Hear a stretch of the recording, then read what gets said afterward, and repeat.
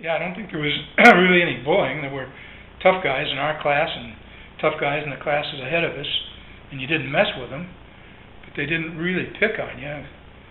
No, I did get beat up once in 7th grade. Bullying? Yeah, I was riding my bike by myself, and these girls like surrounded me for no reason at the park, like the city park by my house.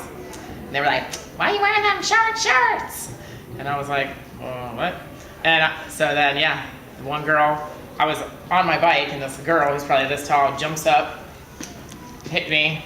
Then I just rode away. It was pretty stupid, actually. But yeah, no cyberbullying, no. We didn't have cell phones. So if you wanted to say something to somebody, you would just say it to their face. In the past, bullying was more physical and beating people up, and now it's more over the internet and saying mean things like you're ugly or you're fat, and then people end up just hurting themselves.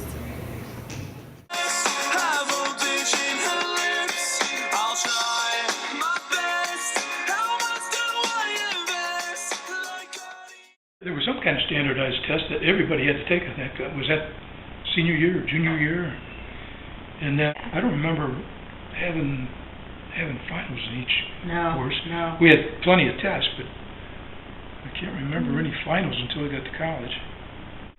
Well, I don't remember having a whole lot of exposure to college choices and what the process is about going to college, but it just seems like there's so much more pressure today for kids to do well on testing and to get the scholarships, and there's so many school visits. I never went on any school visits, and I don't know too many kids that went on school visits either, trying to make that college decision. I went to college having never stepped foot on the campus until the first day of school.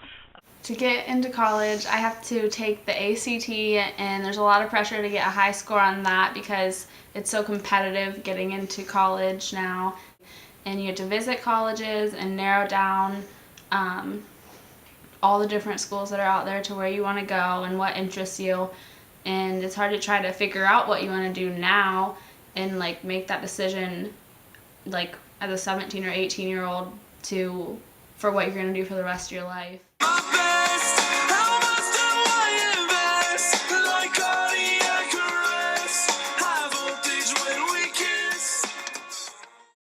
I didn't go to a very big high school, but the cheerleaders and athletes kind of stayed together, and then the real brainy people.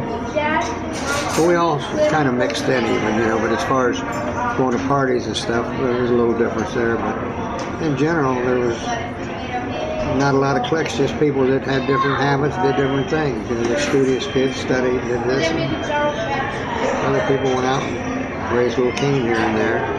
They were smart enough not to, and I wasn't one of those. Yeah, there were a lot of cliques in my high school. I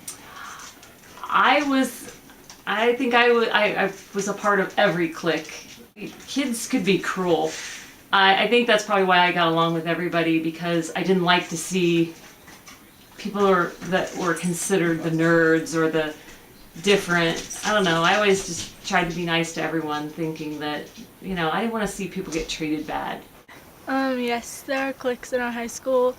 No, I'm not a part of one because I feel like everybody that's in a clique doesn't accept anyone that's not in it.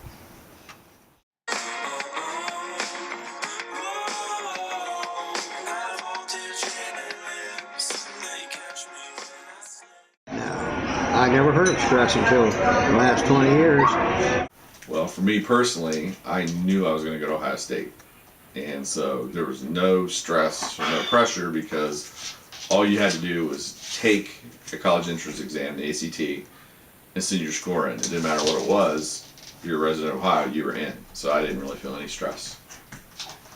I'm mostly stressed about school because I have to feel the pressure to keep my grades up because I want to make my parents proud.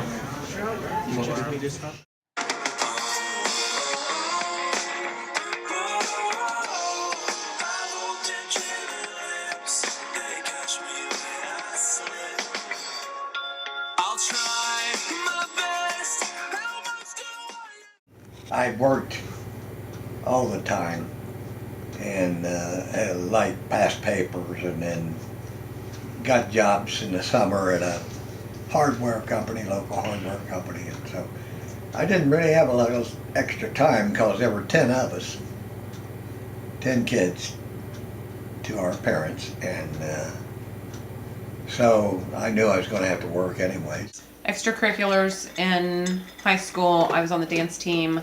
I was a basketball stat, a wrestling stat, and I also was like a teacher's aide for the basketball coach in his class. Got hickeys off the basketball players' necks so they could play the games. Don't take spoons. They're not their necks because they weren't allowed to play if they had hickeys. So basically, I'm doing volleyball this year. Done it for the last 3 years, and volleyball, very stressful. You know, it's 5 days a week. We even have it Sunday morning sometimes. Basically, it's from 6 to 9 or 6 to 8, and you know, trying to balance that with work, school, friends, social life, you know, anything. I'm even like really involved in a Bible study. It's just terribly hard to do.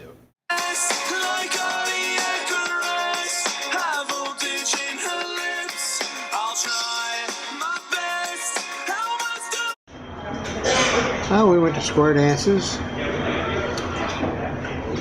dated girls, went to movies, went to drive-in theaters, and drive-ins to eat. Yeah, played sports, played basketball, football, baseball, golf. Summertime we caddied. That wasn't fun, but I had to make money. So now that's the present generation. We're kind of given a lot of things. Okay, when I was in high school, for fun, I used to hang out with my friends, go to sporting events, go to concerts, have sleepovers, just things like that. For fun, I like to go to sporting events and the mall and the movies and hang out with my friends or watch Netflix alone in my bed.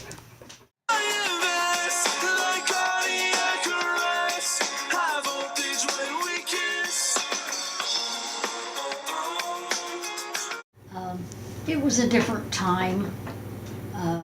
There was no competition with dressing, clothing, anything like that. Nobody had a car. Well, I think everybody feels like they have to live up to a certain image. But I did not feel judged in high school because I was friends with everybody. I was, though. I wasn't in a clique because I didn't like them. So I just kind of went from group to group. Kind of like me. But a nicer person.